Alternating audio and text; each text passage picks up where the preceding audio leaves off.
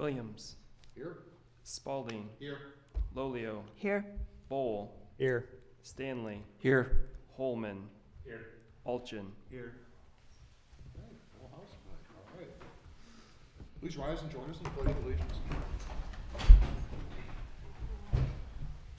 I pledge allegiance to the flag of the United States of America and to the republic for which it stands, one nation, under God, indivisible, with liberty and justice for all.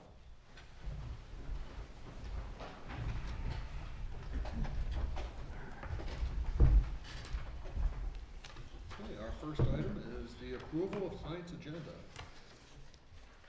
Does anybody have any input on our agenda? Mr. Chair? Sure. Can I, oh, thank you. Can I add a few things, or request to add a few things to the agenda? Sure, well, what's your ideas? I just would like us to talk about, I know it's not on the agenda, but the data center, just where everything sits at this moment, so we all have an understanding of where the process is. And then I do have a discussion about the subcommittee and how it's supposed to work, because I do have some concerns with it. And then also just a general overview, Mr. Hohenstein probably gives us on where the supervisor position sits, just so we can hear it and understand where everything's at.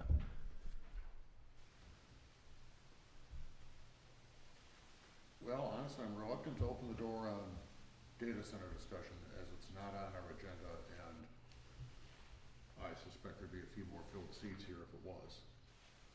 And people know that that is, that's the right word, is sneaking it in the back door, so to speak. You know, put it on at the last minute, so it's not, nobody knows about it before we're talking about it. I understand.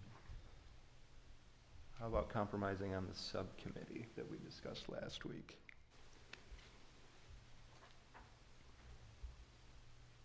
I don't think there's a problem with the subcommittee. Did we have any input from them for this meeting, though? They didn't have anything to present, but they provided us something to review. I mean, you could talk about what you guys talked about at that meeting. You could do that. That might be a good idea to just give a brief to everybody Sure. at the subcommittee discussion. So how about if we tuck that under 12A of old business? That works for me. Mr. Chair? Sure. I was gonna make a suggestion to move 12 business items to number 11 and move 11 to 12. So maybe we could add the subcommittee under other matters to be reviewed D.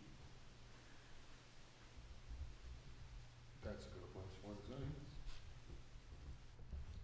Well, 11, now 12D with the subcommittee.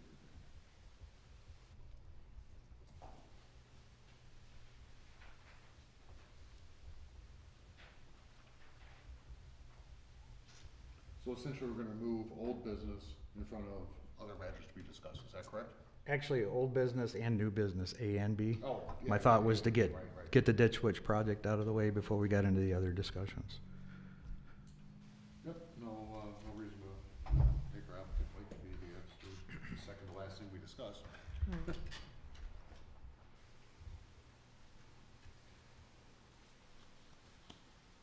Corey, you had one other question. Do you want to do that at the call to the public maybe, or about the supervisor? Do you want Pertaining to the supervisor, yeah, if we can just add it, just to have a general overview of where that stands. I think it would be healthy for us to hear it as a planning commission, if there's applicants, and it's where the process is at. I mean, we could also talk about it under the township board Yeah, report. that's what thought. I was gonna cover some of that with the township board report.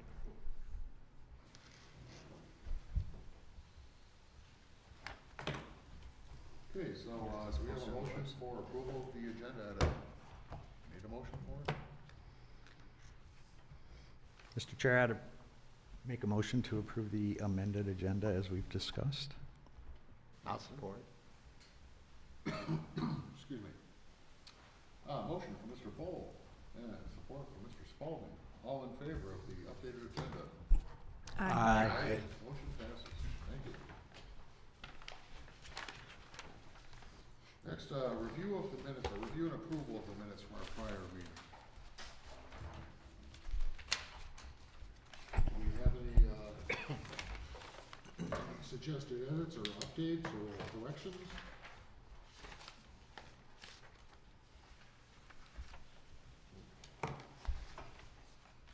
Hearing none, can we have a motion to approve meetings from our prior meeting?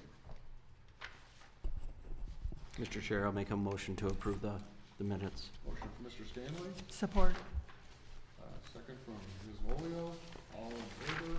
Aye. Motion passes.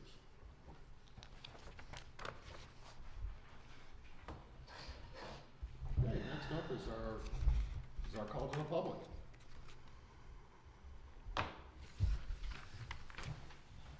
Hello. Oh, please state your name and address, so we'd have an idea who we're talking with. Yes, hello. I'm Angela Barbash, 4211 Crandall. Good evening. I'm a new member of the Howell Township Resident Research Committee and the Chief Compliance Officer at a values-driven investment firm, where studying industrial impacts on communities is central to our work. Over the past couple of months, I've been speaking about data center risks, first concentration risk, then technological obsolescence. Tonight, I want to address how we protect the township financially through performance bonds and financial guarantees. At the last meeting, the board shared the township's post-2008 financial crisis.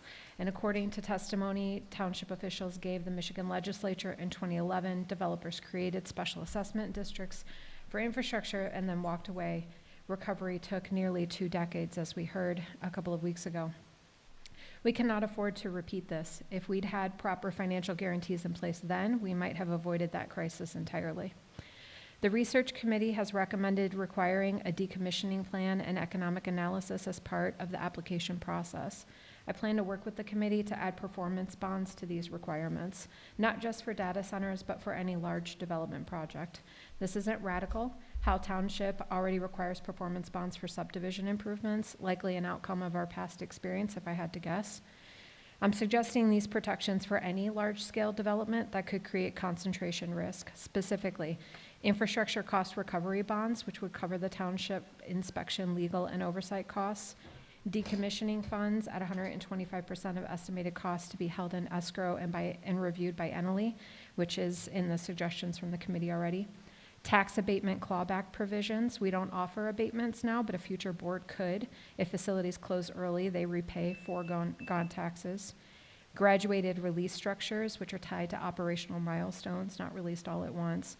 And concentration risk adjustments, so guarantees that scale as the facility's share of our tax base increases. These aren't theoretical.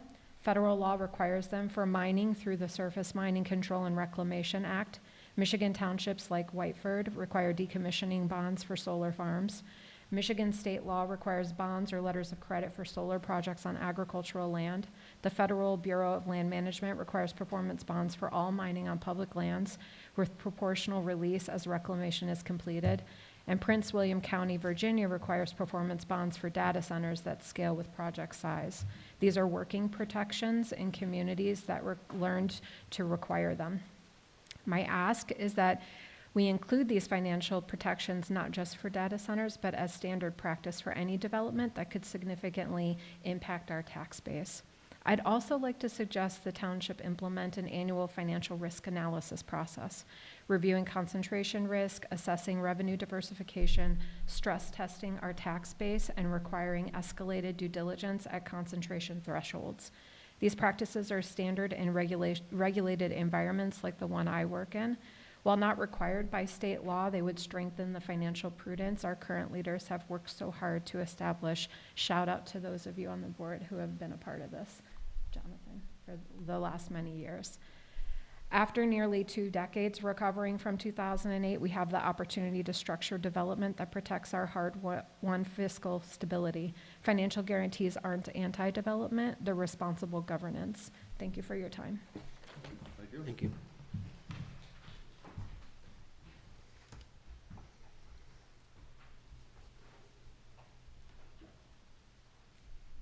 Any other takers? Hearing none? We'll move on to the Zoning Board of Appeals report. Again, there was no zoning board of appeals meeting, hence there is no report. And, next month's meeting is going to cancel as well, so don't expect much next meeting either. Moving on to the township board report. Mr. Bowl, what can you tell us?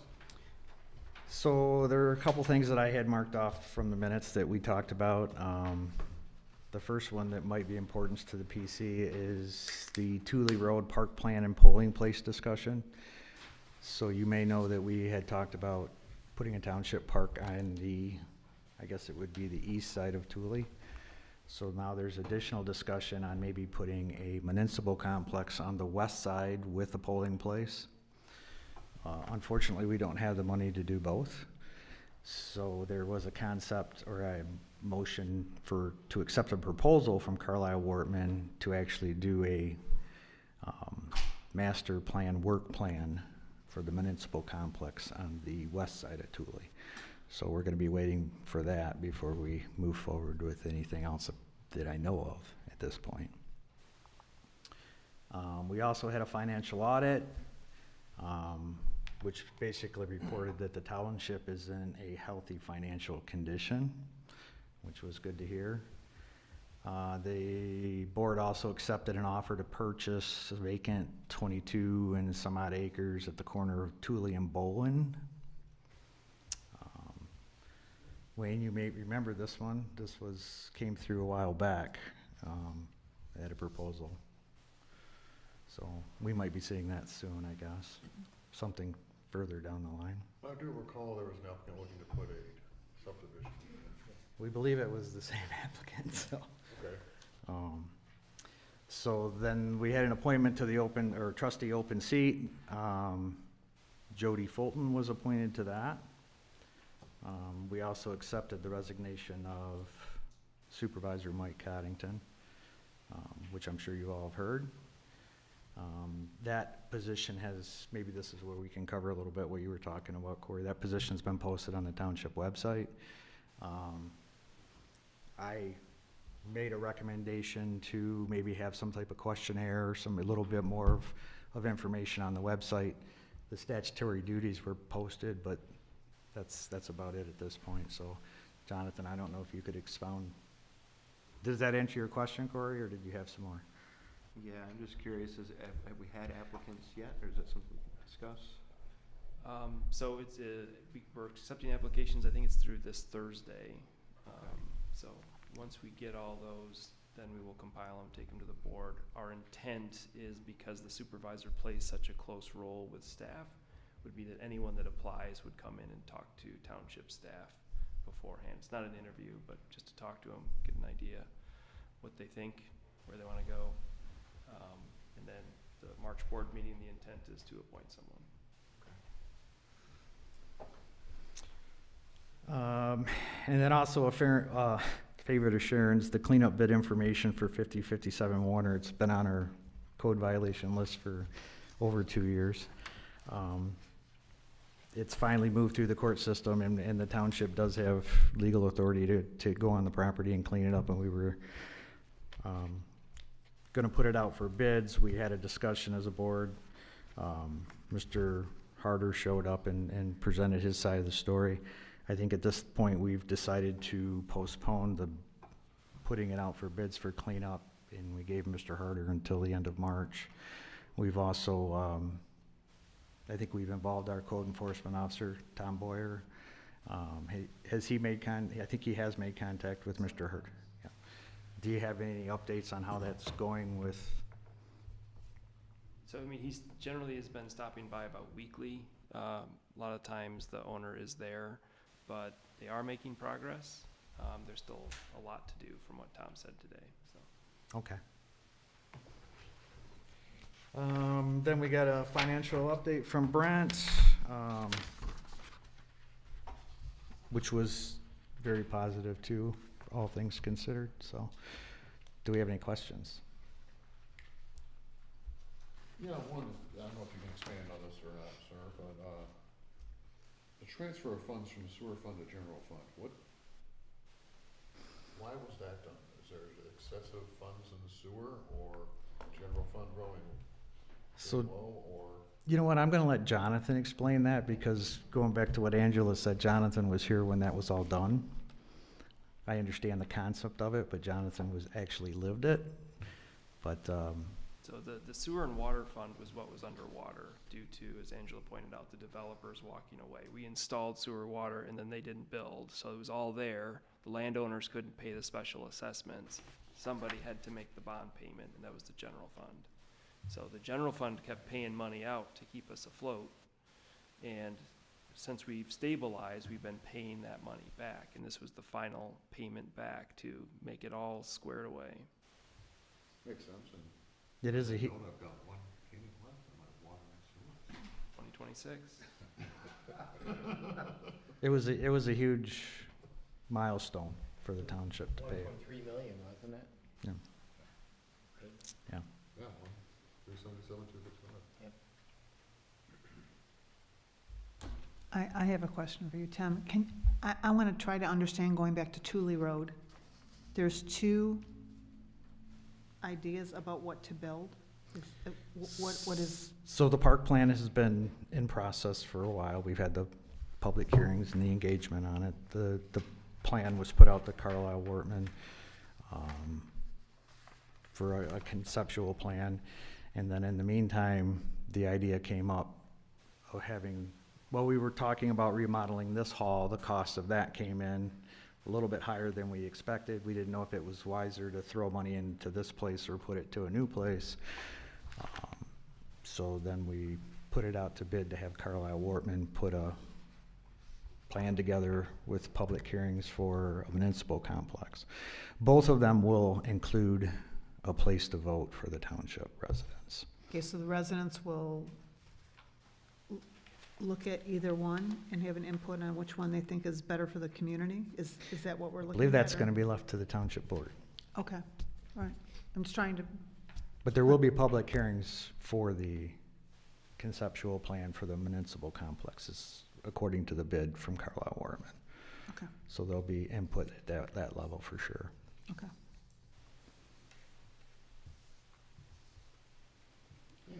No further questions? Thank you, sir. Moving on to our comment list and ordinance violation report.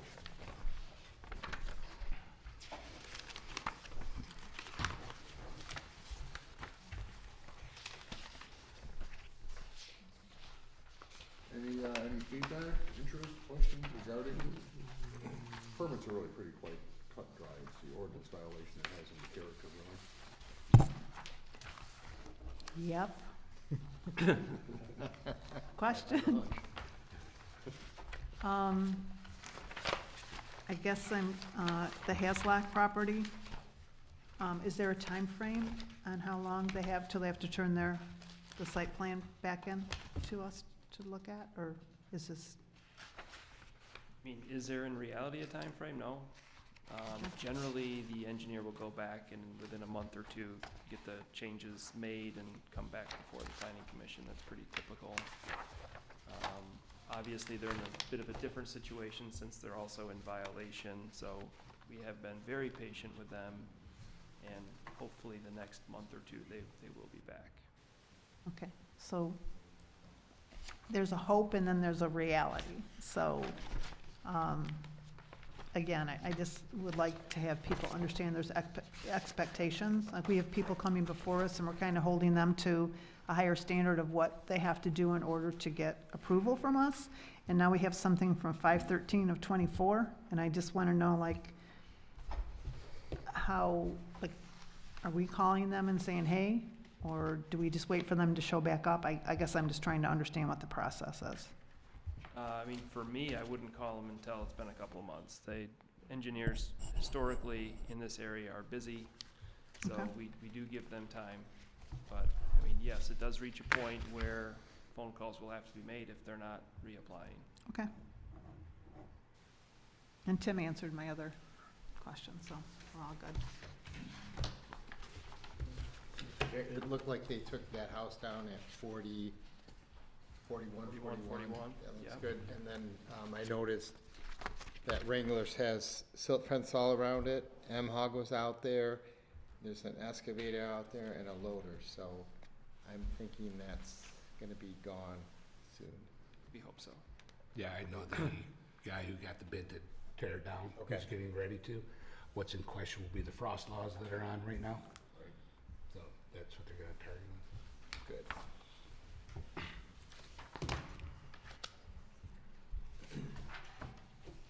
Okay. Moving on to scheduled public hearings, of which we have none for this meeting.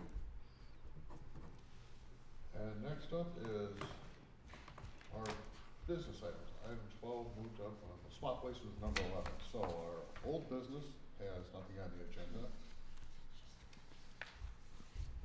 New business. First item is Michigan Underground Specialists. Seems like a neat way to say ditch witch. Preliminary site plan review. Great, can you give us a review on this? Overview, I should say. Okay, so the applicant submitted a preliminary site plan dated January 6, 2026 for an expansion of an outdoor storage area on the west side of the site. Outdoor storage is permitted in the industrial flex zone, which this lot is zoned for. And it's 7.6 acres, and there's currently a one-story brick and metal building and then an accessory one-story metal structure on the southeast side. So the site is already developed, and they want to do an expansion for outdoor storage. Moving on to area with height and setbacks. All of the parcel size lot width setbacks comply with the zoning ordinance. The building height, however, was not provided, so we would like that to be provided. And then the site plan also indicates that the front yard setback for the building is 35 feet, but along Grand River, it has to be 50 feet. We just want it complies with that, but we just want that to be shown on the site plan as well. Site access and circulation, there are two existing access points. We would like to see the applicant provide evidence that the proposed expansion of the site does not require any right-of-way improvements by the Livingston County Road Commission, which is like pretty standard. Parking and loading. So the square footage of the building nor the total number of employees on the largest working shift was provided, so we can't see if the parking actually complies with the zoning ordinance. And then the applicant is also proposing a new parking lot in the northwest side of the site, but no additional information was provided on that. On the plans, it just says parking area. And moving on to landscaping.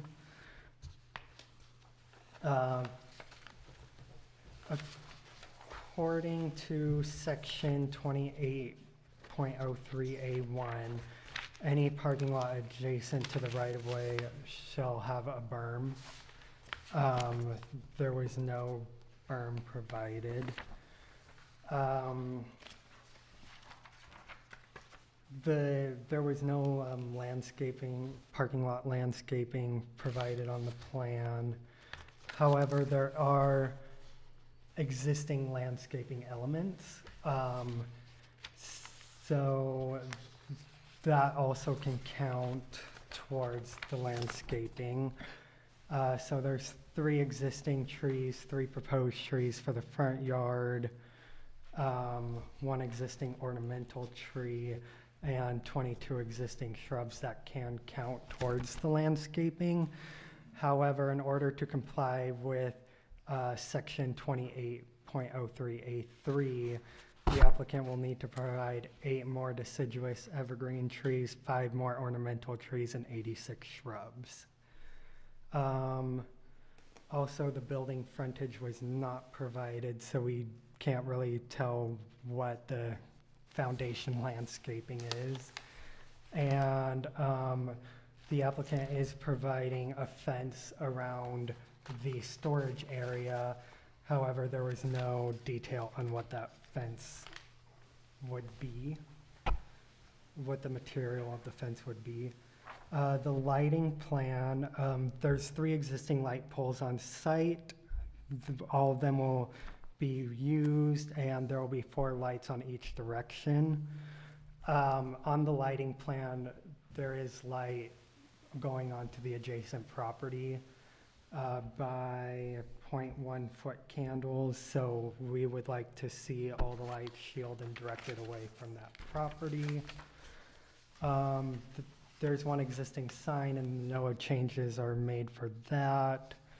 No additional information on the trash enclosure, and there's no changes happening to the building itself, so floor plans and elevations were not provided. Any questions? I don't have any, commissioners, anything for Mr. Heath? Not right now. Really? Give me time. Is the applicant here? Okay, great, thank you, Brady. Welcome. Okay, may we hear from the applicant?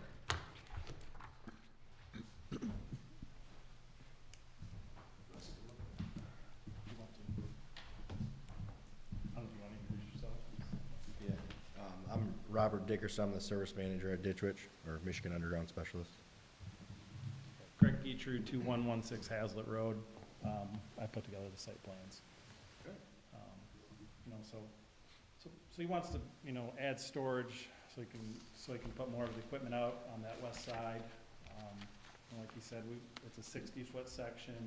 We are proposing to put fence around that.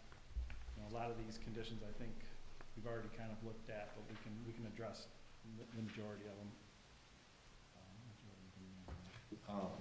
Something that just came up, we actually would like to move our light poles to the edge of the fence. And obviously, we're gonna have a lighting plan to adjust that, but that just came up this past week. Instead of having the poles in the middle of our parking, we'd like to adjust them all the way to the fence line. So, The fence line to the neighboring property? That's what you, the okay, new fence line. all right. To the west, right?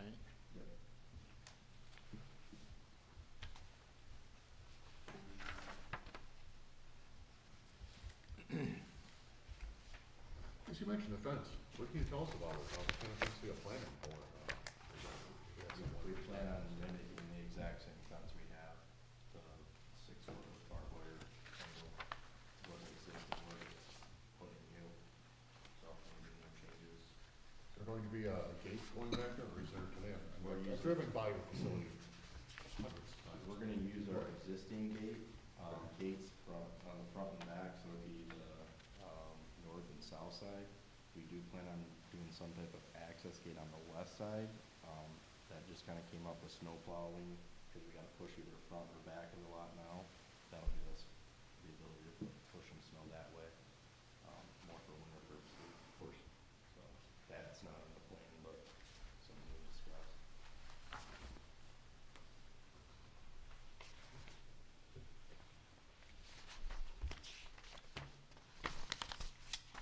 So I'm sorry, I should have driven by the property, but what kind of fence do you have up right now? I believe it's 6 foot tall, just chain link with some type, like a barbed wire, you know, like a foot of barbed wire. So it's visible, I mean, Yeah. you can see into it, okay. So just to clarify, you're not changing the existing building at all, correct? So some of these things, there's 13 items on the planner's report, I'm sure you've seen them, correct? So you shall provide the height of the primary building. It's not gonna change, right? So that won't be any issues. You'll be able to cover that one. I just kind of want to cover some of these in here if you don't mind. Yeah, Is that sure, okay? absolutely. You'll update the site plan to indicate a front yard setback of 50 feet. Do you have anything that looks like it's going to be within 50 feet? No, we'll be okay. I think it just needs to be labeled. Okay. Shall provide approval from LCRC, Road Commission? That's something, you We don't, can- you I don't can- anticipate I- any problems with it? I don't think so. I can contact them, because we're not doing anything with the entrances. Square footage of the building, number of employees, are you gonna be bringing any more employees than what you already have? Not at the current moment, no. Not, okay. We are growing, so I can't promise anything in the next couple of years, but it will be one or two, maybe. So the parking calculations, that needs to be done also? Yeah. How many parking spots are you, I mean, I see one side's a storage area, right? And then but there is additional parking up front. I did go by it twice. I was making sure I did that before I came here, as well as Sunday. How many parking spots are you anticipating? Is that gonna be paved in the front? Our plan is to do, crushed asphalt in the beginning, and we plan on repaving our entire parking lot in the next 5 years. That's in our budget. So, the plan is crushed asphalt for everything that we're adding on. I didn't do any calculations on how many parking spots that's gonna be, but it's gonna be a significant amount, to allow our customers, because we're kind of pushing out our customer parking with our employees that we have.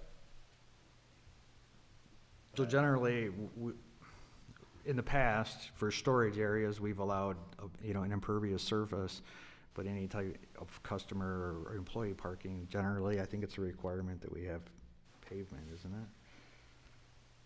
Or hard surface. I'm looking it up right now. I think we were discussing this on the other one, weren't we? On, the one across the street.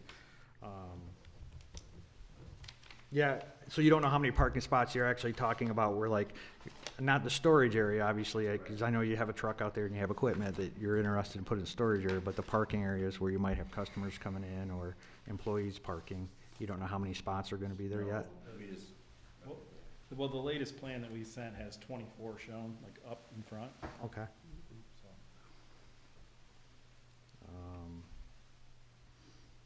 See, I think we covered that one. Existing and proposed parking spots. The berm, any problems with complying with that? I don't see a problem. I mean, we'll have plenty of, material there. And the landscaping, I mean, obviously, it seems like some pretty extensive landscaping, I don't know. It was quite a few trees. Eight evergreens, 5-something, and 86 shrubs. Yeah, I don't know where the 86 shrubs were coming from. Yeah, it's a lot of shrubs. Yeah, it is. However, in section 28.07, you can modify the landscaping requirements if you want to. Okay. So if 86 shrubs is too much, we can say you can do 20. Okay. But we do have the authority to adjust that. Yes. But we don't have anything in front of us that shows kind of what kind of plan you might have, right? Yeah, we don't, we really didn't consider So that. kind of looking for something that's screening the area, it's, something that, Now, is that just around the parking, additional park, because the additional parking we plan on putting on, it doesn't have the fence. So we're just fencing off, we're extending our storage. Now, is that landscaping along the entire length? Because there isn't any landscaping, it's just grass where we're, so you're talking like it would be on the west side? Yeah, that whole west side, do we have to put landscaping there, or is it just bermed around the? I think this is talking about the frontage, right? Yeah. Oh, This is more for the front. I think the side does have to be somewhat screened though, and I think you might be covering that with the fence, so. Do you think it would be fair to maybe do the frontage of the proposed gravel area and do a berm covering that whole side versus doing, the whole frontage? It's already already landscaped and it looks nice now, the whole other side.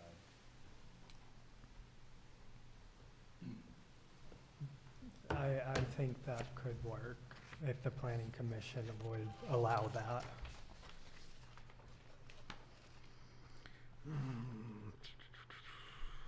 And just covering up the new parking area, right? Yeah, we would It put it wouldn't on go the- all the way west. Correct. Okay. That would be okay. I mean, I think, that would cover all the new gravel that's going in there. So it looked like there were some concerns from the Drain Commission too, and I noticed that so you want to come 60 feet off your existing fence already? And I looked at the drawing and I wasn't sure, does your lot line go all the way over to Rodo there? How far off of their parking lot are you? They actually, part of their semi-turnarounds on our property, I mean, I think we at least have another 100 feet. So that is actually your property there? Okay, because I Yeah, didn't. we own all the way to their drive, and it angles back. So if you were to look over there, there's a turnaround for their semis, there where they back in the loading dock, they actually come onto our property, so we own quite a bit that way, yeah. So with that, there seems to be a swale in there, right? So, and we have a lot of drainage problems up in that area. I'm sure you're aware of it, right? You've been there a while. How is that gonna be addressed if you fill that swale in? I think we compromise the drainage, right? Yeah, we're still gonna have to submit to the drain office and get their final approval. That's part of us, but, what we're gonna do is we were gonna sheet drain it all off and kind of create a bigger swale. But we're gonna collect that whole gravel area with catch basins now and take it to the detention pond. So all that drainage won't be heading to the west. Okay. That's something you'll address with the Drain Commission though, but you don't see it as an obstacle? I don't think so. Okay. Because we've provided updated calcs. We're gonna do a few minor improvements to the detention area. And then the outlet structure will be updated as well. Okay. How long is how long have you been in that property, Ditchwitch? I think since early 2000s. Early 2000s? Yeah. You don't have any restrictive covenants or anything on the property? Do you know what was there before you? No. And to my colleagues on the board, the reason why I'm asking is that the Rodo Corporation, which is just west of there, has a restricted covenant for, it was some type of super fund back in the 80s. And obviously, it's not your property, but it is right next door to your property. And then AF Wood also had some prior things in the past too, but not from that company, it was from prior companies, so. But as far as your environmentally, you don't think there's any problem with disturbing the soil where you're at or anything like that? Okay. That's about all the questions I had. Thank you, Tim. Anything further for our applicant? Yes, Mr. Chair, I have one more question. When it says equipment and materials, what does materials mean? It could be like drill pipe, horizontal drill pipe, any other, I guess, parts that we would store inside relative to our business.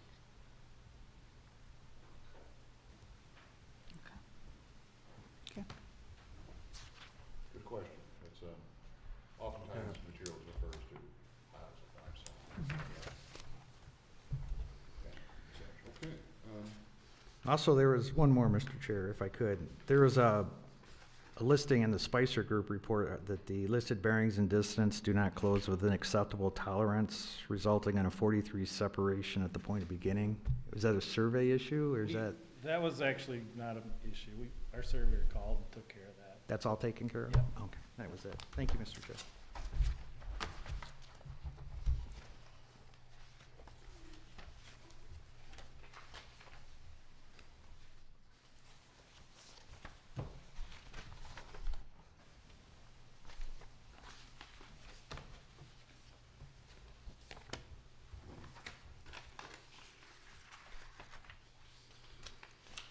okay, we have nothing further for the applicant.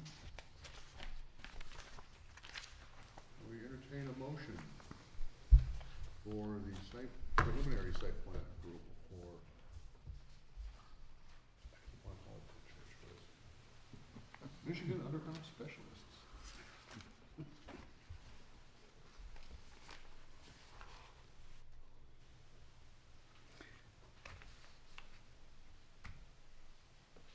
I'm not really comfortable without knowing what the front parking area is gonna be at this point.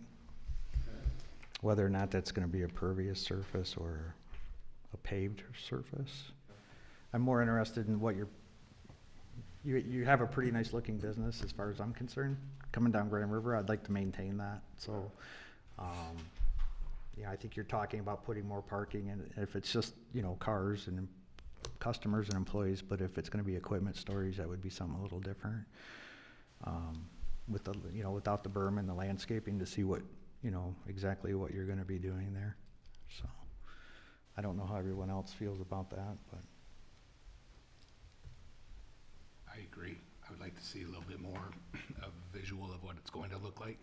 As Tim said, it looks very nice right now, and as you add, and then these 83 shrubs, or whatever the number was, down to 20, how would you expect the landscape to look? Does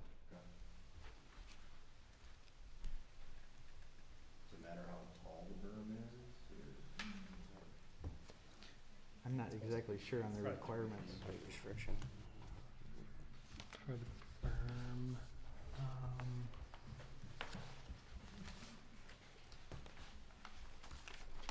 Is that parking gonna be in fenced-in area? It isn't. Okay, so the That's for customer parking, so. Ideally, it will be geared towards our employees, so our customers can park closer to the building.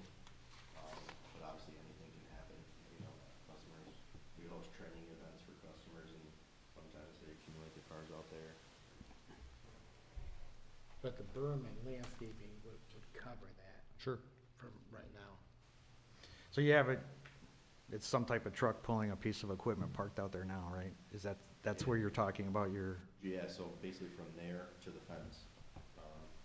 So that's as far forward as you're anticipating? that drive, yep, that's exactly where that truck's parked is far. But that truck would probably be parked back in the storage area in the future? That's our At customers, yep. Once Yeah, this is done? Okay. Exactly. We're busting at the seam.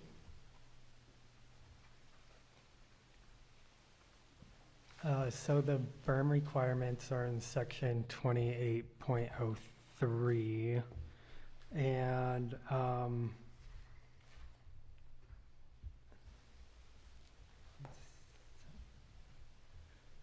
so it has to be a 1 to 3 height and 20 feet wide.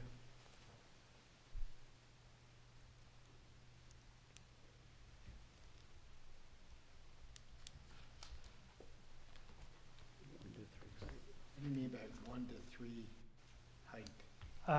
A ratio of minimum or max. 1 to, And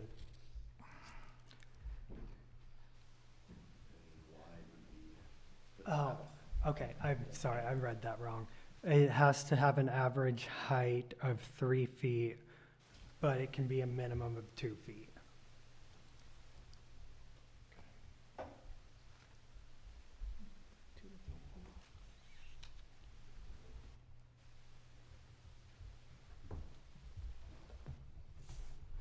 How can it have Run between 2 and Average 4 of feet 3. high. a minimum of 2? Is it a rolling berm? That's why I would see it as is. You never 2 tell to with 4 the- feet.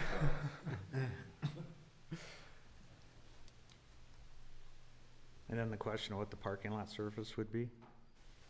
Yeah, did you look that up? It can be asphalt or concrete. Okay, so not crushed asphalt. Your storage, I think we'd be okay with your Yeah, storage right. being impervious surface like that, but I think the parking area itself, Okay. That's on there, okay, then, yeah. in my opinion. If it can't be, you know, I guess I'd have to discuss with my boss, and based on our budget for what we have, you know, estimated, you know, we might just wait for parking. It, depending on what you guys, you know, if we don't do the parking, are we not gonna be allowed to do the expansion based on our employees? What it seems like, you guys are waiting on the number of employees we have versus how many parking spots, or is that already clarified? That, if you know the exact number of employees, you know how many you have? We have about 17 employees. I mean, you just need to provide that information, correct? Yeah, and It's just, I think that's just those are the little things we're not really, you know, I mean, you can provide those, we don't have a question. you know, we just don't really have a solid landscape plan or, you know, what you wanna do with the parking out there. so. Or the fence you're intending to put up, or you're saying you're gonna duplicate the one that's there? So based on our budget, we might have to backpedal on the actual parking lot. Okay. But as far as the expansion goes, I wanna move forward, because we need to move forward at this point with the actual storage part. But we did discuss, there might be some things we can do to adjust to maybe, pave that area. We just wanna be able to do it all at once, so, you know, long-term depreciation, we just know to replace everything. It's kinda how we planned it, so. Ray, do you know how many spots that they would need? So based off of, You may already have enough spots. Yeah, I think it's now. one per employee. So if he has 17, we have 24 shown, so we would have enough spots. Okay. So I think when you pave the other lot, you could, you know, do that parking in that area and pave that as well, is what you're thinking, Tim? Yeah, I mean, yeah, I'm sure you'll have plenty of parking. Yeah. It's just, you know, getting it hammered out before we We just move have to forward. pave it, concrete or asphalt. Yeah, I think that for a parking area, it needs to be.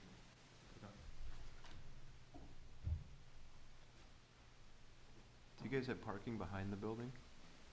Not designated parking, no, all equipment storage. So none of that equipment will move to that, their area? Would you be comfortable if we tabled this until you had a better chance to look at it now that you've heard from us, and then you can bring it back when you've made your decision whether you want to, So just wait another month. if that's enough time for you to be able to put some of our concerns, you know, More specifically, the parking. the parking and the landscaping? I mean, no matter what, we're gonna landscape. Yeah, because I mean, like you said, 86 shrubs is gonna be quite a bit, right? So, I guess you wanna see it visually.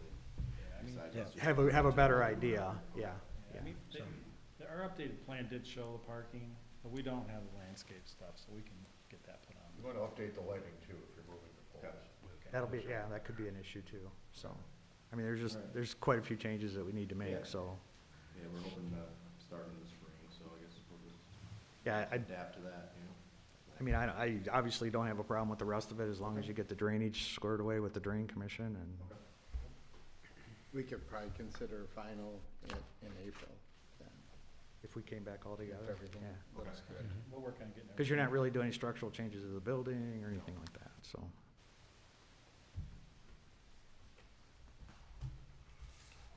Okay, good talk. So, Mr. Chair, I'd make a motion to table Michigan Underground Specialist PC 2026-2 at 3401 West Grand River Avenue, pending an updated landscaping plan and front parking area. Is there anything else that we should add? And the lighting, Oh, and the lighting issue. I'll support. Okay, we have a motion from Mr. Bowles, support from Mr. Spalding, to table this until our next meeting for some updates from the applicant. All in favor? Aye. Any opposed? Motion passes. Thank you. gentlemen. Thank you.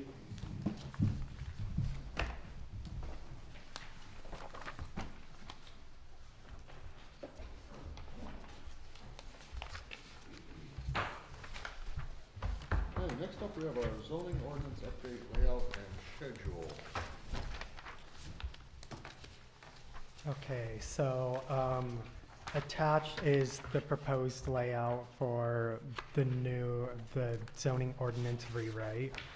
I almost said new, but it should be right. So basically, how we want to structure this is that each meeting will bring one to maybe 3 articles, depending on what it is. I will have a memo detailing, like, if anything has changed or if we need to discuss anything written out.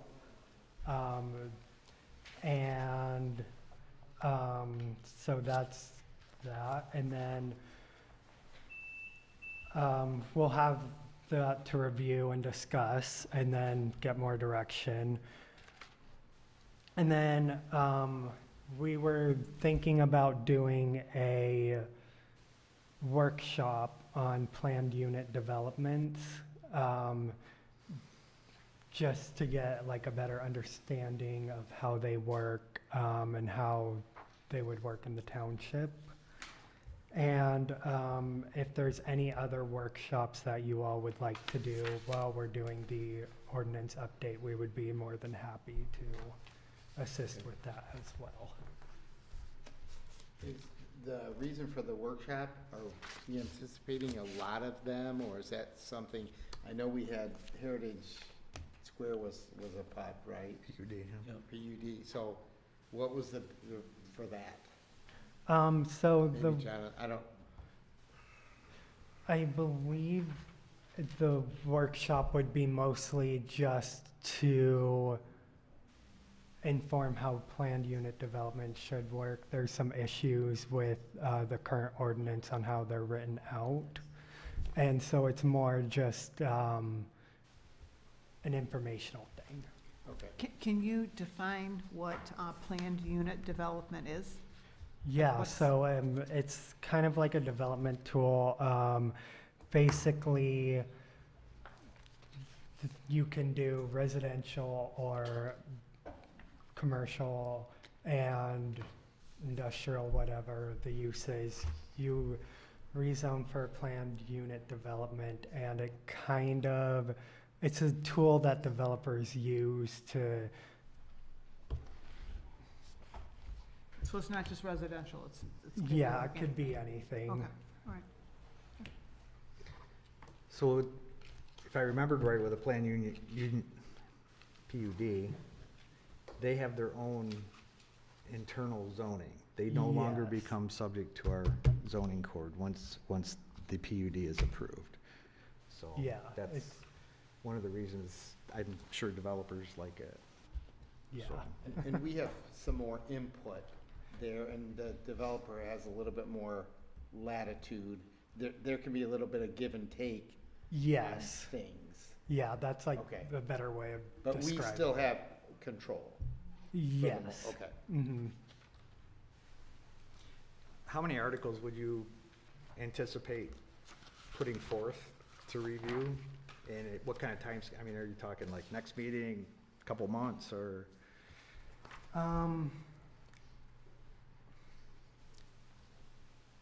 I think it will all depend on what the article is. So we're gonna go in order of how it's written.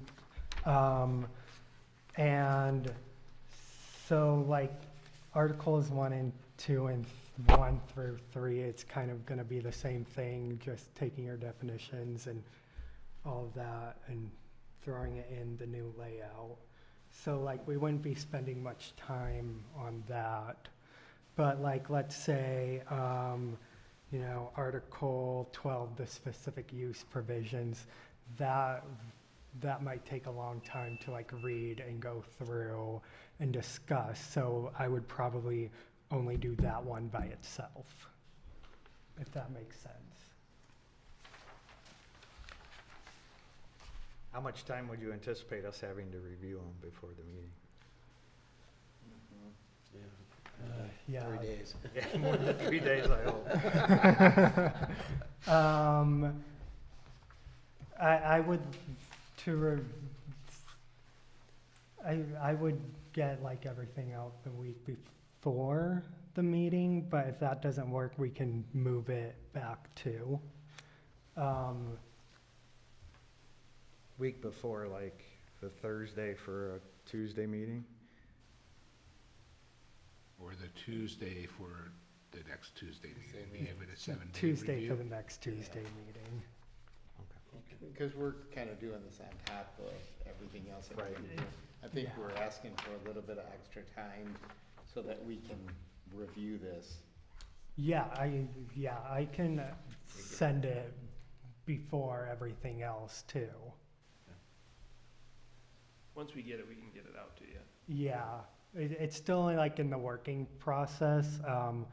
So like we'll have a better idea when the time comes. So if anybody has any suggestions that, you know, maybe there may be an error in our current one, Mm-hmm. what's the best way of getting that information to you? That, so you could actually review it, or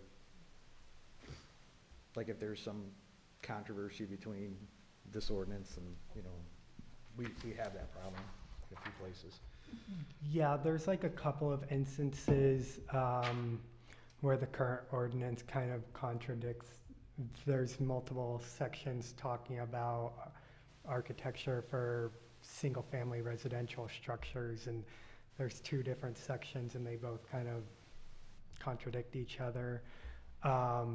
So if issues like that do come up, I'll give you all my business card after this meeting, and you can just contact me. But like if that does come up during the rewrite, I'll write it in the memo. Okay. And bring it up as like a discussion point. How long do you anticipate this taking? You can spitball it, that's fine. I've done a couple of zoning ordinance rewrites, and it usually ends up going anywhere from 9 months to about a year. But we can be flexible on schedule as well. Article 6 and 7, are those reserved for something, or are they just placeholders? They're like reserved if you want to like add a new article in there. I've had,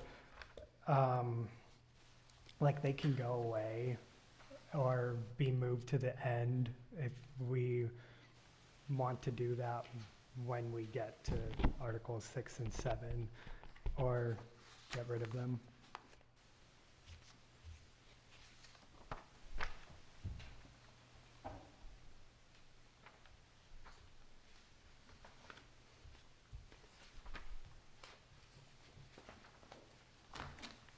So when do you think we're gonna start going over like the first article? Is it gonna be next meeting, or are we looking at April, or you haven't? I mean, we could start next meeting. I do think we're gonna have a pretty heavy agenda Okay. next meeting, so Let's it push might it to be April. best to switch it to April, because Yep. unless if you all want to be here until 3 a.m. again. No. What? We don't have anything that big. It's So you know just a something lot. that we don't know about next meeting?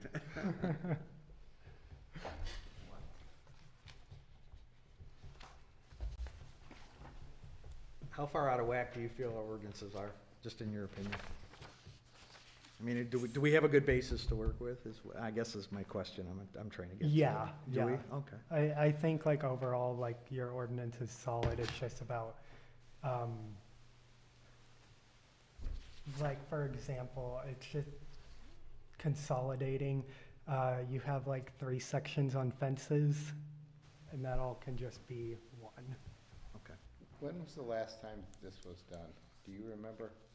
Well, we got Carlisle Wortman in 2016, I think, maybe 2015, and the previous planner had been here for a very long time. I don't know if in 16, you guys, I know you weren't there, but I don't know if Paul and his team looked through ours. I know they updated it and they made it the thing that we have. I just don't know, I've never seen the version right before it, so I don't know what that looks like.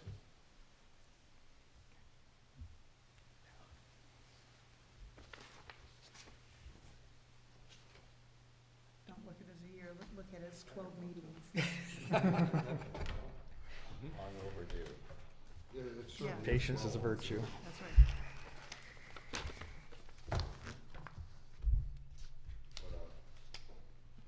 the system smart planner, we can get this done, modernize our zoning. Well, I'll have the first couple of articles in April.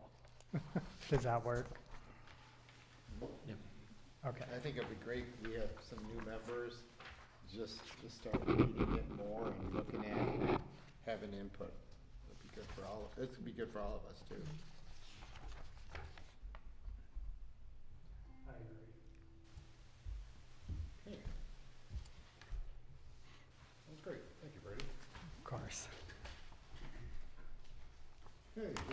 up to number 12, other matters to be reviewed.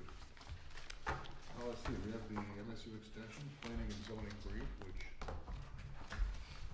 is really a light read. It was tough.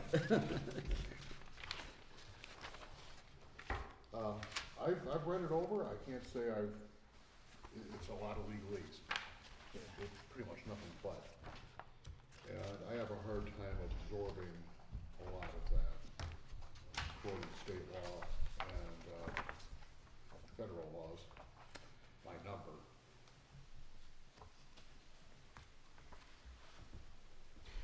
Does anyone have any input or thoughts upon this, or Jonathan, is there anything you wanted to mention on this?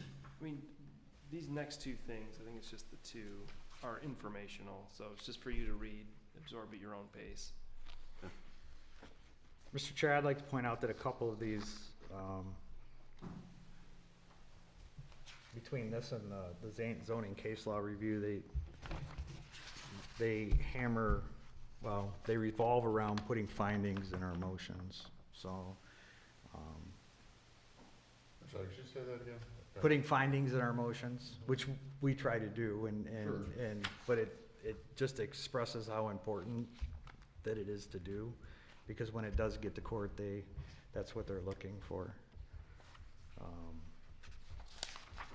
Some interesting ones, as far as takings is concerned, and it's Tollbrook LLC versus the City of Troy, and it was a future land use case where an applicant wanted a rezoning to a future land use designation. The city denied them, and the Court of Appeals upheld the city. So I think it just goes to show that just because the master plan says it's a future land use, it doesn't necessarily apply. And I think that was an important case. Yeah, that is. There's a future land use, I mean, that's not defined of when the future is. Could be 10 years from now, or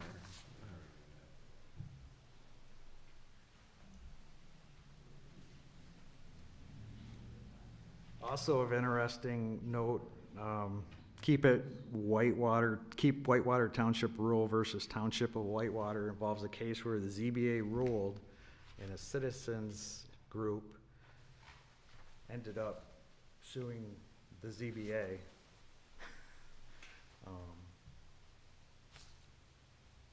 And I believe they won. If you actually go in and read it, like you said, when you start reading through these, they get very complicated, but they are important to note. And a lot of these are unpublished cases, so I mean, they're only as good until the next case law changes it, but it's all something to keep in mind, so.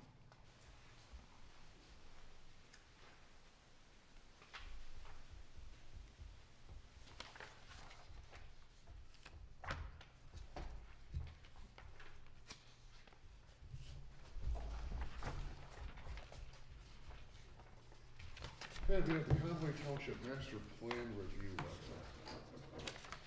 know I wrote that now, having participated in this meeting today. That was a letter received at the township addressed to the planning commission, so that's why it's in there. And, I mean, anybody can, but as a planning commission, you can also comment on their stuff, so that's why it's in there. okay.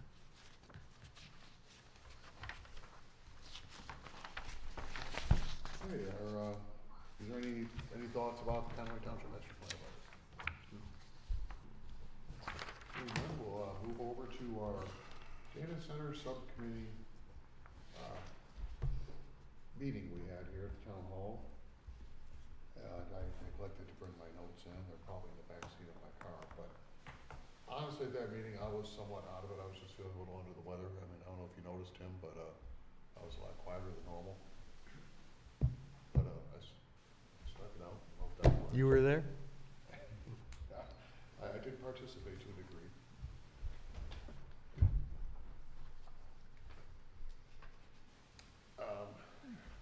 Topics we covered were, some talk about the concentration of the types of data centers and if the proposed overlay would accommodate, how it would accommodate it, pros and cons. There was some concern that one could select several parcels for smaller data centers and just build a bunch of little ones rather than one big one. But if it's zoned for an overlay for data centers, then that really wouldn't be a violation. It was more about trying to refrain from having ginormous, nothing but ginormous data centers, because it's the setbacks and the other requirements just won't accommodate huge, far above huge data centers.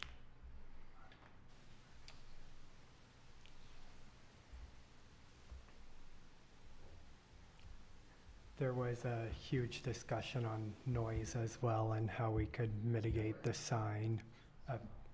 The types of noise too, not just the simple dBA, but the subsonic frequencies and vibration.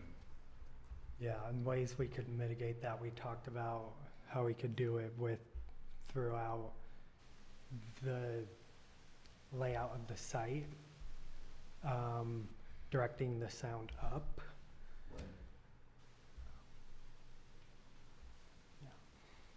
Yep, then we talked about distances from residential properties.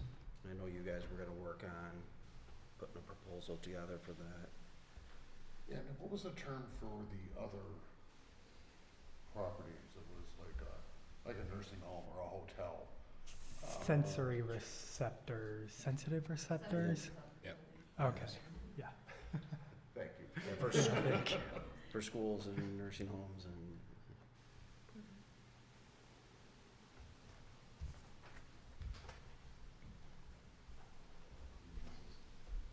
Okay, anything we're overlooking that you call, Brady or Tim?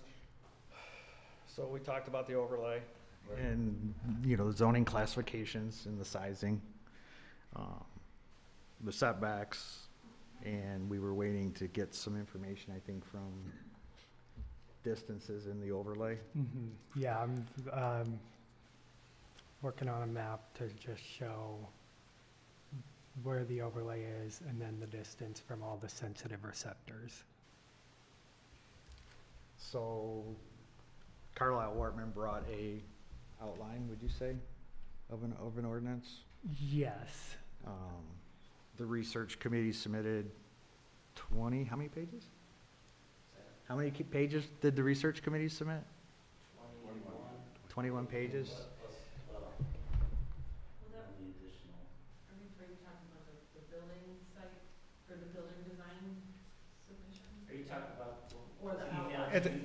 No. At the subcommittee meeting, which I think is the same thing, right? That's the one that That you went guys gave to Paul? You guys gave it to Paul. Jody gave it to Paul. Yep. Okay. And we're working on incorporating that Into your draft? Yes. That information.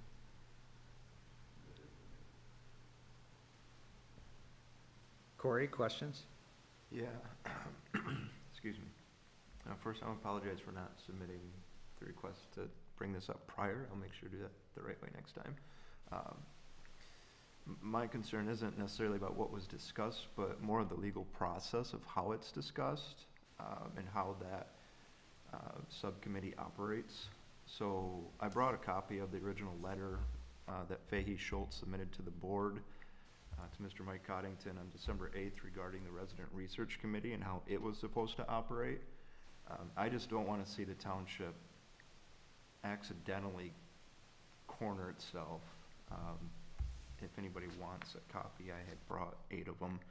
But within findings or court cases that are met the Supreme Court level or reached that level, multiple committees that existed in other townships were found to break the Open Meetings Act because of things they didn't do properly.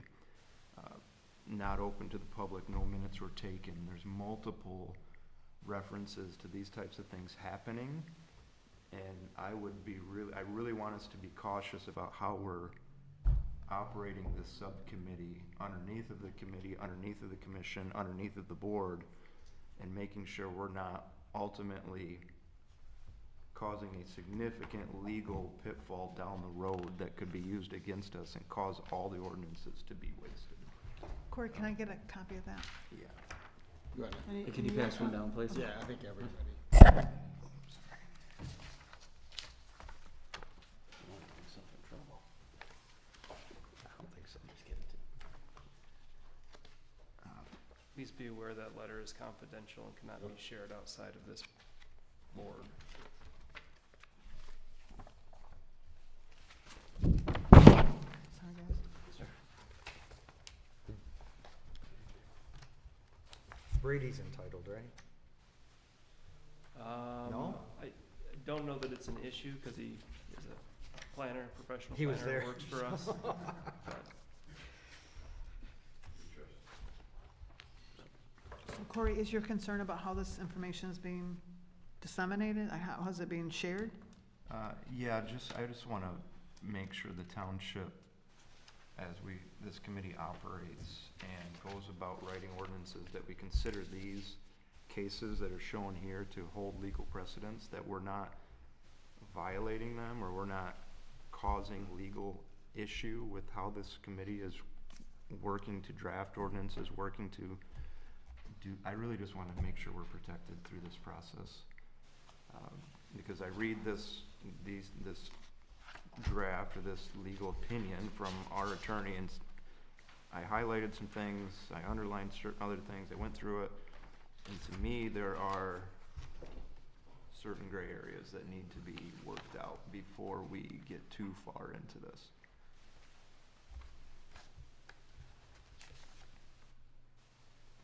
I don't actually have an opinion one way or the other. It's more about just protecting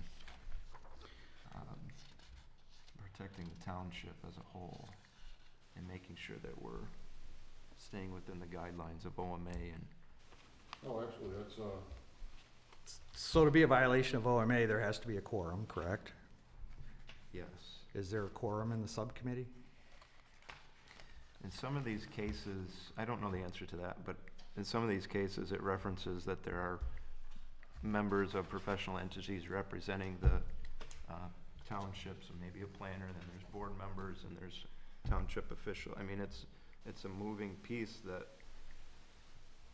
I'm not the one that can make the legal decision. It's a but- legal quagmire, really, when you get into Yeah, it, right? yeah. So, I I would- mean, I understand your concern. I would like to see Fahey Schultz have an opinion on the committee, because they had one on the resident research committee, and they were very detailed in how it was supposed to operate, and showed the committee what happened when OMA needed to occur, how you didn't have to operate underneath OMA, and I just wanna make sure that, like, they understand what this committee is about, and they have an opinion on it. when you say committee, you're talking subcommittee?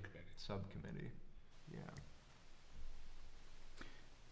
So I want to just clarify that our attempt at having a subcommittee was so that we could operate more as a work group and speed the process along, because this is a huge, Yes. huge undertaking. I completely agree. So anything that is going to be adopted by this planning commission is going to be open to the public. And all that information will be made available to the public before it's adopted, I hope, right? That's my intent anyway. And I'm sure everyone else's intent here. Yeah. We're not trying to, so for us to sit here for 3 hours, why we have other business to attend to craft a data center ordinance, we will do that eventually, but we wanted to get a working draft through the subcommittee to bring it back for approval of the whole board, Yeah, that's another case reference. which will be open to the public. What you just discussed, and I think that's important to clarify, is that nothing is gonna circumvent the public. Absolutely opinion. not, and nor should it, Nor should right? it. So, I think when the time, we're not there yet, obviously, right? So there's gonna be a public hearing, the public will have many opportunities to speak. The information that is in the subcommittee gets passed back and forth there's not even a rough draft, well, I guess there would be a rough draft, right? But, nothing that's been saying, hey, we wanna bring this back to the PC, because it's gonna start here. And then obviously it'll have to be approved by the township board, whatever ordinance is finalized. But that will all be open to the public, so. Do we think the subcommittee needs to take meeting notes? This is the first subcommittee I've been on, so could I reach out to someone has been on one? Yeah, I was on the solar subcommittee for well, it's very similar, where it was what's the word I'm looking for the chunk and dirt relocate for a overlay district.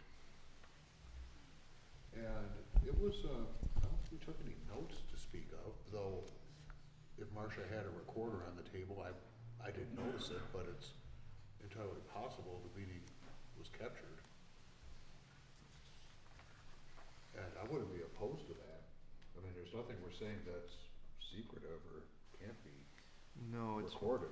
more just the process of what, to protect if something were to happen. If you entered in one of these court cases, you can go back and make sure that we did follow OMA if in fact we needed to. Well, as there's really nothing being implemented. It's essentially the idea of the subcommittee is to help get our ducks in a row so that we're not spending hours and hours during these routine meetings. It's as you said, expedite it and to, I don't really wanna say smooth it out, but that's really the gist of it, so that we can iron out the wrinkles and bring it before the planning commission, and at that point, it's certainly not a done deal. I'd like to hope that the committee does a pretty good job at it, but it's up to us to discuss and determine if that's the direction we want to go or what changes should be necessary. No. In a couple of these court cases, like the one the committee was used to circumvent the board, and that's how it was perceived, and that's why the lawsuit went through. And in another one that they reference, the committee was used as providing recommendation that did not displace the board's authority. So they just lay out clearly how the flow of the original committee was supposed to work. I just want to make sure that we don't accidentally fall into the former. The committee really has no power to make a decision. It's more I mean, about, at all. yeah, it's, yeah, I agree. Us seven up here are gonna make the final decision. They get on what goes forward, right? So, And that what's recommended by the committee is not chiseled in stone. We have Absolutely the option not. to make whatever changes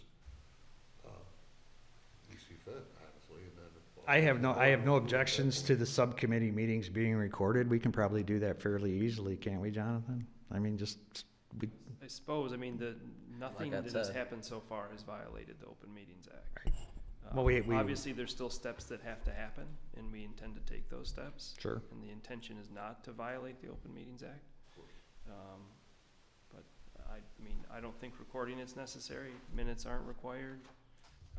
You guys will produce something that this board will consider, debate, have a public hearing on, and eventually make some sort of recommendation moving forward. And Corey, I appreciate you bringing this to us because of the powers that be that are involved with data centers. They have unlimited budgets for lawyers. So it's critical that we do an assessment and ensure that what we're doing is not just what we feel is right, but is documented and proven to be legit and fair and not in violation, because they'll leap at that opportunity to shred us. No, that was my intention. I just wanted to bring it up that our attorney had very well thought out responses to the original committee, so I just thought we should share that here in response to the absolutely. subcommittee, so. Would it be beneficial maybe for the subcommittee to summarize their meeting and provide it to the planning commission? That's totally And- fine. And maybe even put it, put it in, even if it's a discussion, for discussion, or just a receive and file, just so that that work is incorporated into our packets and meetings. I mean, there's no It's reason nice to you have a can't. verbal, but it's also nice to have something to read, because go home, you can actually kind of see what you guys are doing in between the meetings. Or an update of what they're working on at the present time and kind of Yeah. where they're at, just a little summary of, I'm not looking, I think like a you know, page. nothing over the top, A just page kind of. or, yeah, just a good summary. We can do that. Corey, I think if you actually read into those court cases, that, I don't know if you've actually read the actual court documents that were put out by the courts. I did. They were pretty egregious on some of the things that they did. And most of them had around like selecting marijuana licenses, and they had a research committee selecting who was gonna get the marijuana license, and the PC board basically just rubber stamped it. So when we first sat down here, I made it very clear that I more than welcome the information from the Residents Research Committee, but it's this board up here that makes the final decision. And we just need to make sure that is protecting us. We're doing exactly what you're concerned with. And the subcommittee is just a microcosm of trying to get the information together so we can bring it to here. So, I understand your concerns, and I think we're trying to do the best we can with it, so. But I think if we all turn to the last page of this packet, I think we should kind of read that out together. I don't know if we can. Oh. Okay, well, it talks about, okay, but I guess, so I'm gonna ask you, because I'm not part of this committee. It talks about, now I feel like I'm a little bit hamstrung. I But if know. you read it, though, this is research-based without saying it's swaying decision. Well, I guess, I don't know. I'm just saying, when you read the conclusion, that's where the concern, that's where you look at how to address the concern by looking at the conclusion. Yeah, What remain step- within what's- the realm of purely advisory is Can you read it out solely louder the or not? role of I mean, I don't know. I'm just saying that that's where. Which that's- part are you? This one here? This, right here. It's not just based on research, it's based, it's Making a input decision. being offered. I'm struggling, but I don't know how to say. No, I guess I'm understand not- what I you're. guess I'm not gonna say Would anything. it be possible for me to share my perspective from our committee's point of view? Yeah. Sure. Because I actually, I had raised a couple of these questions earlier to Jonathan, because we were a little confused and frustrated as to why the stuff we submitted wasn't included in the packet, because per that letter, it was made very clear that we were to report directly to you guys and through the packet to avoid problems with the OMA. But then as we discussed, I guess it sounds like the plan for the subcommittee is going to be to compile this draft and then give you guys all of the research that we provide in our reports at that point, so you have it all in one place. And I think that does make sense. My concern is, I think possibly what Sharon was just kind of getting at. So when we first talked about the subcommittee last month, there were 2 points in the meeting where it was discussed about like how the subcommittee was gonna function. And basically it was going to be that after you guys heard our report, Carlisle Wortman was gonna work on drafting it up, and then in order to expedite the process, the subcommittee was going to look at it and proofread it and make sure like, yeah, this is what we agreed on, or oops, no, this doesn't actually reflect what we had talked about, so that they had time to go make those changes before the next month's board meeting. And then it seems as though now the plan has kind of changed. I wasn't there, so I'm just trying to, you know, summarize what I have taken away from that, based on conversations with Dan and Jody, who were there, and with Jonathan, which is now that the subcommittee was going to keep working on a draft until it's complete and ready to show you guys. And so our concern, we have a few of them, was again, like I said, that even if our stuff is incorporated into the packet, if we're not presenting our full reports to you, I'm not sure if that changes the nature of our involvement as a committee. I still feel that we should probably be able to give monthly reports to the Planning Commission.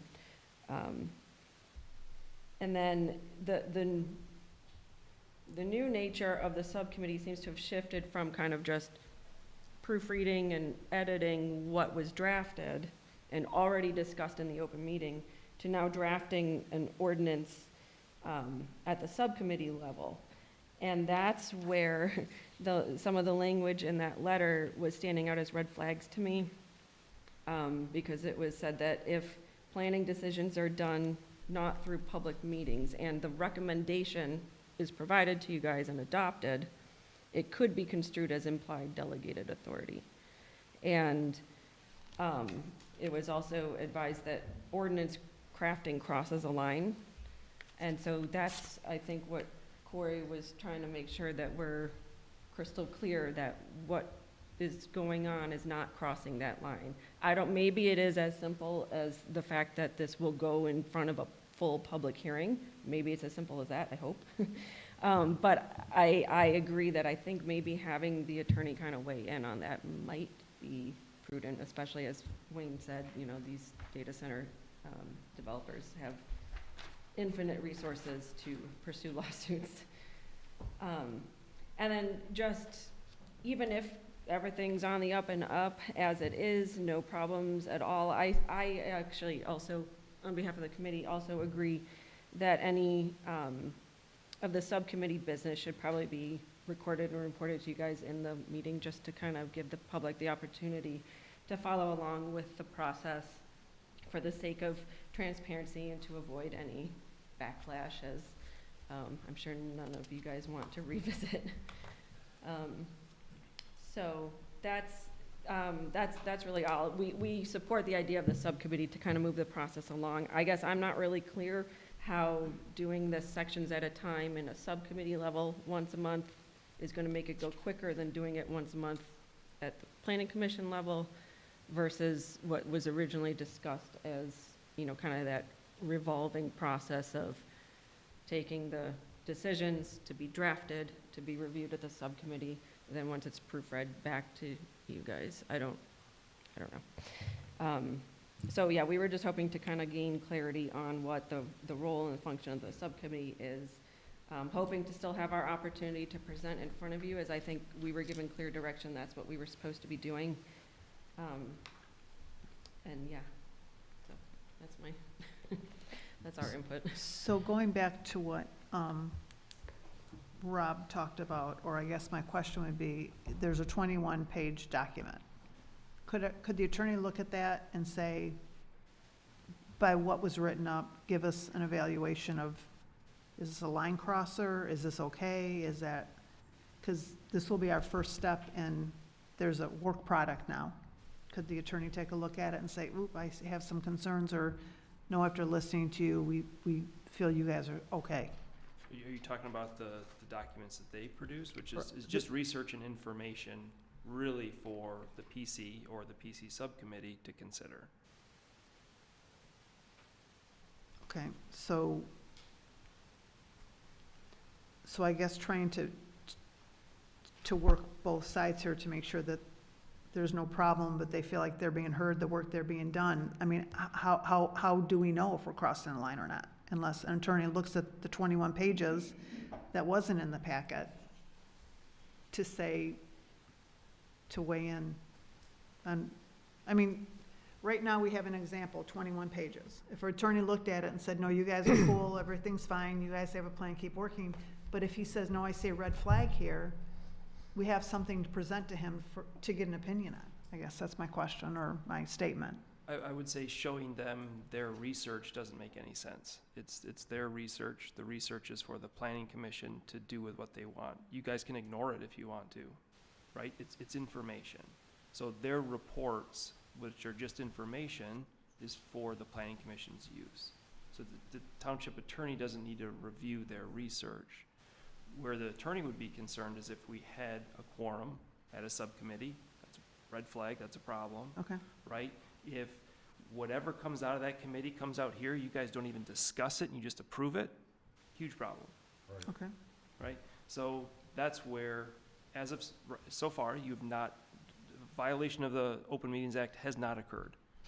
Okay, There so, are still steps that have to happen, such Okay. as whatever comes out of the subcommittee will come Okay. here. You absolutely have to debate it. okay, so just so I'm clear, because I'll be honest with you guys, sorry, I haven't had a chance to read the 21 pages yet, it's been, but it's, The beginning.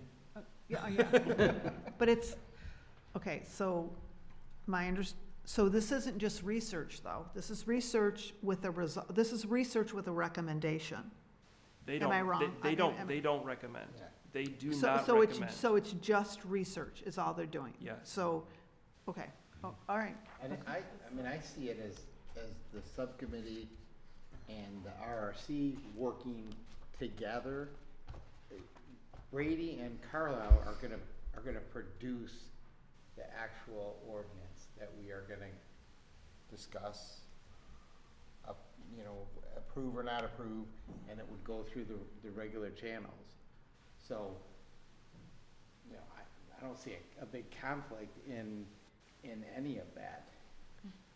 Yeah, the research certainly helps in determining what direction we should go with on this ordinance, but that ordinance is being drafted by Brady and his cohorts for our With- review, and then editing, changing, updating, whatever happens to it during our review, and then, of course, goes to the board for their input. okay, that's fair.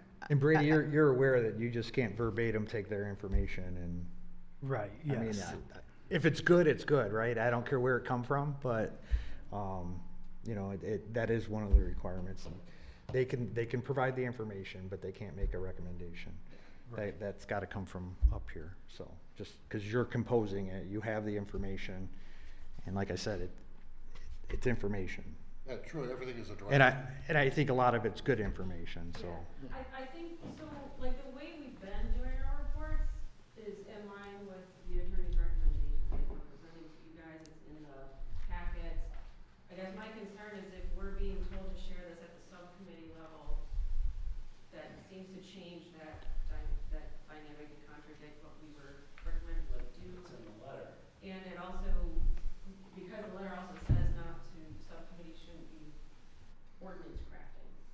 And that's not what we're doing, but if we're involved in the subcommittee, no matter who's on the subcommittee, I guess, is really the question, right? If the subcommittee's considered to be crafting it versus Carlisle Wortman crafting it, I don't know. Because if it talks a lot about the deliberations being delegated to a subcommittee. So is the subcommittee doing the deliberations? Should we do 50 feet or 70 feet for the height limit, right? And then even though it goes through, maybe just going through the public hearing is enough for you guys to say, yes, you recommend, you know, the draft the subcommittee came up with said 50, we like it, that sounds good. Maybe the public hearing is enough, but I don't know. I'm not the attorney, but that's what stuck out to me was the deliberation process at a subcommittee level. Either has to be done in open meetings or like in the public meeting. So in our subcommittee meeting, when it ended, the way I took it was our planner, Paul, felt that we didn't have enough put together to present at this meeting. Yeah. It's kind of the way I took it, and he recommended that we don't share anything this meeting because we kind of muddied the waters. It wasn't, Yeah, this is wasn't totally fine. something legitimately like, he felt that we should share, that we should discuss it again and kind of see where we're at and go from there. Is there, I guess, another question would be, again, just from our point of view with the directions we were given, was to present directly to the You can planning read commission. it right out here. It says, "That said, note, this is the first paragraph, the last sentence. That said, note, the township can still request that the committee convene in compliance with the OMA, but we understand and acknowledge that all work product from the committee will be presented through the commission and township at public meetings and presumably through the use of the public packet." So we presented what you have, you got in your email today. Yeah, the 21. For the packet, but it wasn't put in the packet. So we're really concerned that this, you know, from the attorney is gonna. But the word presumably, it doesn't say mandatory. We did get it. We did get it by an email. So I do plan on going through it. So I don't know if the packet is such a big deal to me as long as the, Well, you know. I know it was gonna be included in like the final packet as well, so that was all in one place, so Mhm. that when the public hearing comes, all of that information is in one place, and that makes sense. But in terms of presenting the information, does it need to be both, the presentation and email submittal, or, So I don't think we actually know the answer to that, because this letter is talking about the resident research committee. The subcommittee is not part of this discussion. We don't have a final say on how that process is supposed to work, other than how we want it to work. That is a big concern for me. I need you to expound on that. So, like, this letter says that what was just read was they present through the commission, the planning commission, and presumably through the packet. That was the original resident research committee. Now we've added a subcommittee to this. So are they now presenting to the subcommittee, the resident research committee, who then is supposed to follow this? Or is the subcommittee's information going to the planner, who then presents to the planning commission? And how do we make sure that, based upon these court cases, that it's not just being written straight from resident research committee, subcommittee to Brady, who then quote-unquote rubber stamps it, but could be seen as that happening from a bad actor's point of view? Sure. So how do we protect against that? And it's getting really vague on how this process is supposed to work for them, how the township stays in compliance. For me, sitting here listening, I don't know the answer to that. And I don't know that we're not in violation of something. I just want us to be very careful here. No, of course, and that's absolutely right. So, John, You know, where it gets kind of gray is what we could be accused of, as you say, the information being presented from the resident research committee to the subcommittee, and then given to Carlisle Workman, who just writes it verbatim. I mean, how could we prove that didn't happen? I mean, we could be accused of it. So I think, like, following that last sentence in the first paragraph, that have them submit their stuff to, and I don't know if it needs to be both and, resident research committee and subcommittee, presenting to the commission, putting it in the packet so that we can have public record that says this is what they submitted. Only on public record as a recommendation, nothing more. And then Brady puts his actual ordinance together, and then you can see side by side the differences. And you can see what is actually being proposed as compared to what's being recommended. That way there is no gray question. I don't know if that makes sense. I don't know if that's the right process. So all the information from the Residents Research Committee that was submitted, let's say we get to the point where we're having a public hearing. So all that information that has been submitted is in one packet, and it's public record at that point for that meeting. To me, that satisfies the requirement. To me, Well, that, what about the subcommittee's work? At that point, the subcommittee's work still has to be approved by this board. Right? Well, Just because it comes out of the subcommittee doesn't mean that it's a final product at all. I understand that. I guess my question is the records being in the public, like, should there be, like, what information is being discussed or shared? Is it strictly just what's coming from us? Is there any product coming out of the subcommittee other than just, like, hey Brady, we wanna see 50 feet or something like that? because I wonder too, like with the subcommittee, because it is comprised of township citizens and board members and planners, could it be seen as one of these court cases, a de facto group that was actually, even though it goes through the board, because it did in this case, could it actually be seen as circumventing the board's actual decision-making process? Because that's what happened here, they still voted on it. They still made a recommendation, you know, a final vote at the, whatever board level this was, but there was a committee making the final decisions in the background and said, here is what we want, and then the board rubber stamped it. So could it be seen as that? And I know I'm throwing out big ideas that could be completely false, but we just put the committee together last meeting, so I don't want us to enter into something that could be tripping us up down the line. And I don't know if you have input, Brady, I know you're not legal input, but just if you've ever seen anything like this or how they've operated in the past. This is my first subcommittee, so, you know, if whatever the planning commission wants me to do, like if you want me to submit a summary of what we've worked on, I can do that.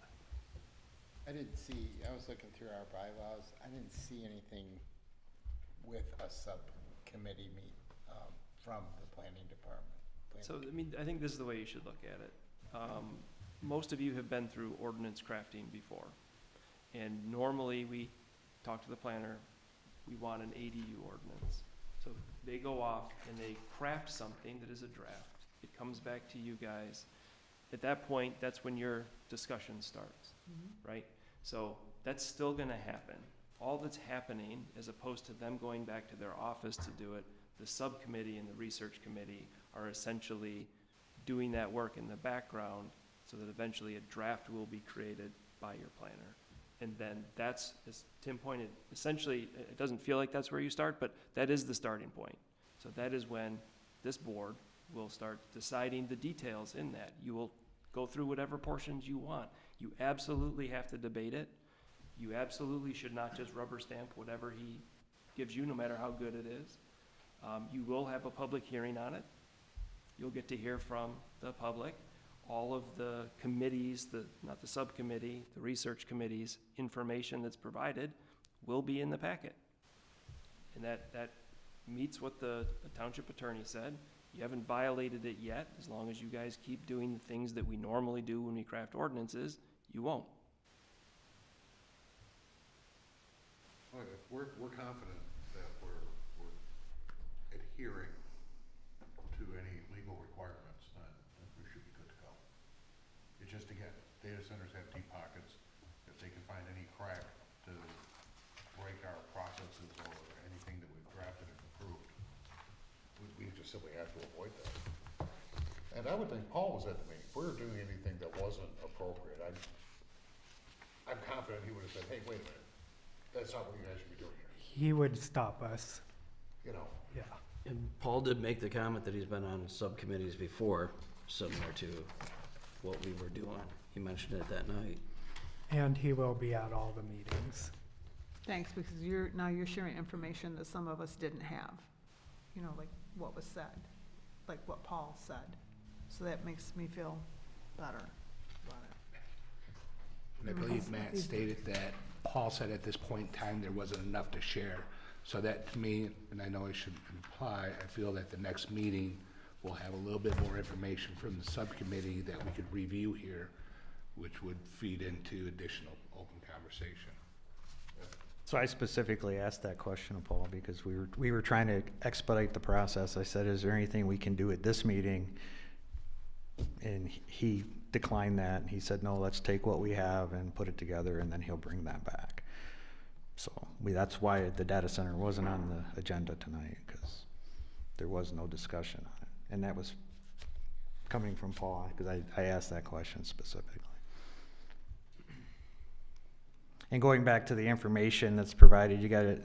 So when it comes back to Carlisle Wortman, they're looking at ordinances from, I mean, you're looking for information from everywhere, right? Yeah, that I'm is not saying they're correct. not gonna take the residents' resource information because, like I said, a lot of it's good. But I'm sure you're gonna collate information from other sources too. Yeah, that is correct. So it's gonna come back to us, and we do need to make the decision what is in the final. You're right, it's not a sole source from the committee or the Resident Research Commission, it's a source. Correct. And it was making sure some of it legally fit into the state of Michigan laws and that.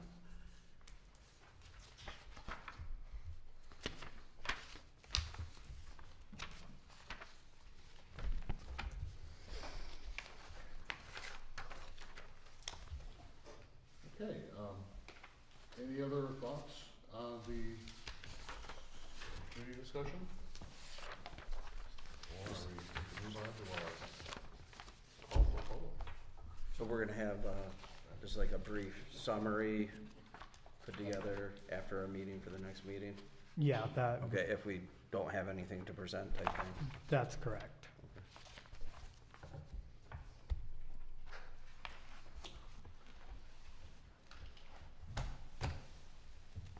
Okay, well, I think that was a good thought. A little more clear, and I'm definitely aware of what should be doing, both to stay within legal parameters, and we had been, which is nice to know.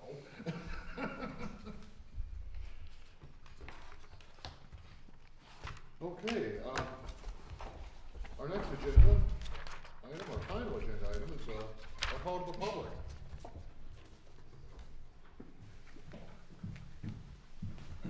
Hi again. Two things. One is, in my experience, when a legal issue comes up like this that warrants so much debate and discussion, it's always good to just check it with the attorneys. That's why we have attorneys, is to just confirm and verify our existing opinion among the professionals in the room, because law is just, it's a whole nother beast. And it's good governance to remember that the intentions of all the people in this room are in one place, and governance is in another place, and processes are in another place. If we haven't had a lot of subcommittee experiences in this township over the last 20 years, then it would be good to lay out a process for how the township will approach this in the future based on legal opinion, not based on the good intentions of the people currently in the room. Always remember that these seats rotate, right? Planners and the elected officials alike. Second is, as I understand it, the moratorium is going to expire in roughly 60 days. And it doesn't seem like we're gonna be in a position to feel good about what's being passed in terms of product from the research committee, final recommendations from the subcommittee to the planning commission, discussed there, public hearings, all of that. So I'd like to suggest that an extension of the moratorium be discussed maybe at the next meeting, or between now and then, discussed behind the scenes. Just doesn't seem practical to me that we're gonna finish this in 60 days. So rather get ahead of it now than wait until the April meeting, and then we're like, oh gosh, we have to do something here. Thank you. Thank you.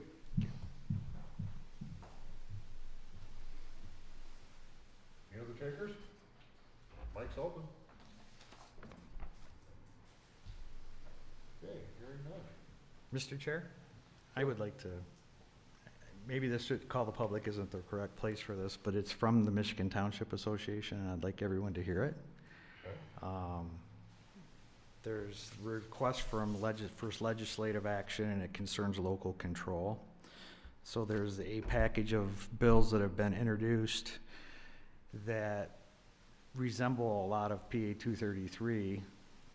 The state wants to mandate, HB 5529 mandates lot size, prohibits local ordinance from requiring a minimum parcel or lot size greater than 1,500 feet.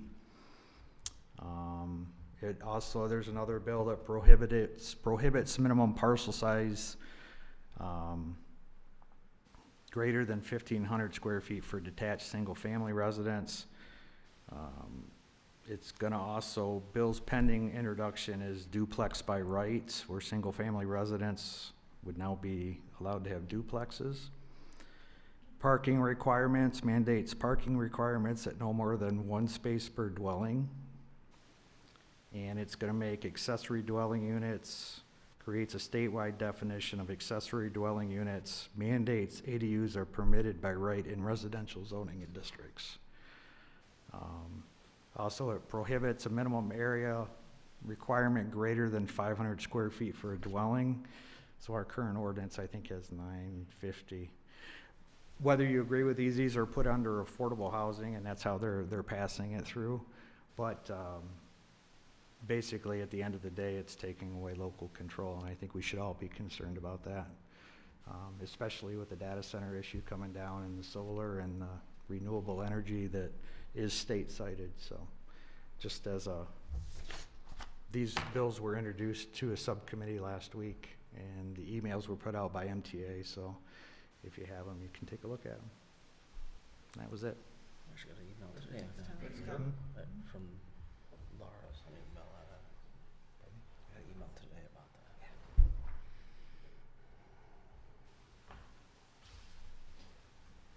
Okay. No other input from our commissioners? Do we have a motion for adjournment?